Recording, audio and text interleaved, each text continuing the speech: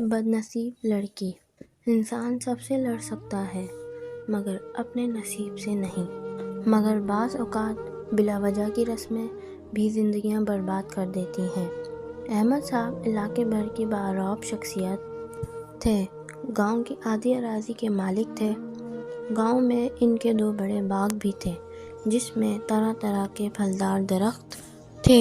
اللہ نے انہیں دنیا کی ہر نعمت سے نوازا تھا مگر ان کی کوئی اولاد نرینہ نہ تھی۔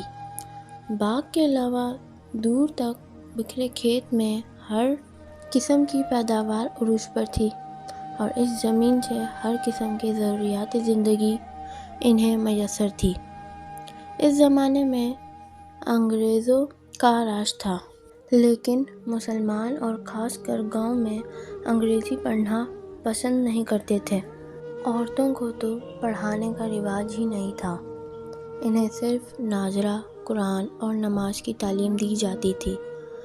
گاؤں اچھا خاصا بڑا تھا لیکن نہ تو وہاں لڑکوں کے لیے کوئی اسکول تھا اور نہ شفا خانہ۔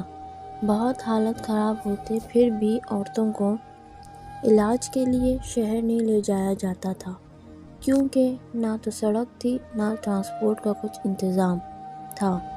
بیل گاڑی پر سفر بہت لمبا ہو جاتا ہے اور مریض راستے میں ہی دم توڑ دیتا ہے۔ احمد صاحب اس گاؤں میں اہل و عیال کے ساتھ رہتے تھے۔ گاؤں کی آدھی سے زیادہ زمینیں ان کی تھیں۔ ان کی اولاد میں صرف لڑکیاں ہی لڑکیاں تھیں۔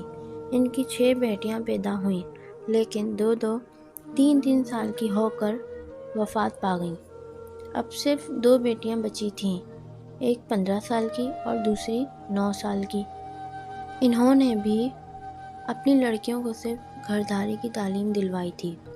ان کے خیال میں لڑکیوں کو پڑھانا کوئی مناسب بات نہیں تھی۔ اب وہ بڑی لڑکی کے رشتے کی تلاش میں تھے لیکن جب کوئی رشتہ آتا وہ چھوٹی کو پسند کرتے، حالانکہ وہ ابھی صرف 9 سال کی تھی، اس لیے رشتہ رد کر دیا جاتا۔ قریبی گاؤں سے ایک رشتہ بڑی بہن کے لیے آ گیا جو ہر لحاظ سے بہت عمدہ تھا، اس لیے بڑی بیٹی کی شادی کر دی گئی۔ چھوٹی ابھی صرف 9 سال کی تھی لیکن اس کے لیے بہت اچھے رشتے آ رہے تھے۔ اسی گاؤں میں ایک روز زمیندار تھے جن کا انتقال ہو چکا تھا۔ ان کا صرف ایک ہی بیٹا تھا جو صرف 15 سال کا تھا اور شہر کے اچھے اسکول میں تعلیم حاصل کر رہا تھا۔ یہ بھی اس گاؤں کا دولت مند خاندان تھا۔ گاؤں کی آدھی اراضی ان کی ملکیت تھی۔ وہ خود فوت ہو چکے تھے، بیگم زندہ تھی اور بیٹے کی پرورش بڑے اچھے طریقے سے کر رہی تھی۔ ان کی خواہش تھی کہ بیٹے کا صرف نکاح کر دیا جائے۔ انہوں نے احمد صاحب کے گھر رشتہ بھیجا۔ رشتہ مناسب تھا اور صرف نکاح کی بات تھی، اس لیے قبول کر لیا گیا۔ لڑکا ہر لحاظ سے اچھا تھا، جائیداد کا اکلوتا وارث تھا اور عمر کے لحاظ سے بھی ٹھیک تھا۔ نکاح کر دیا گیا۔ رخصتی بڑے ہونے پر رکھی گئی۔ جب بچی 11 سال کی ہوئی، بیگم پھر امید سے ہو گئیں۔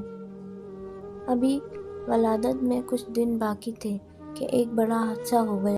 ان کی دوسری بیٹی جو ابھی 11 سال کی تھی، اس کا شوہر جو شہر میں پڑھتا تھا، اچانک سخت بیمار ہو گیا اور اس بیماری میں اس کا انتقال ہو گیا۔ دونوں خاندانوں میں تہلکہ مچ گیا۔ لڑکے کی ماں اس صدمے کو برداشت نہ کر سکی اور وہ اس جہان فانی سے کوچ کر گئیں۔ اس اچانک حادثے میں بچی کی ماں نے ایک بیٹی کو جنم دیا۔ گھر میں ہاہاکار مچی ہوئی۔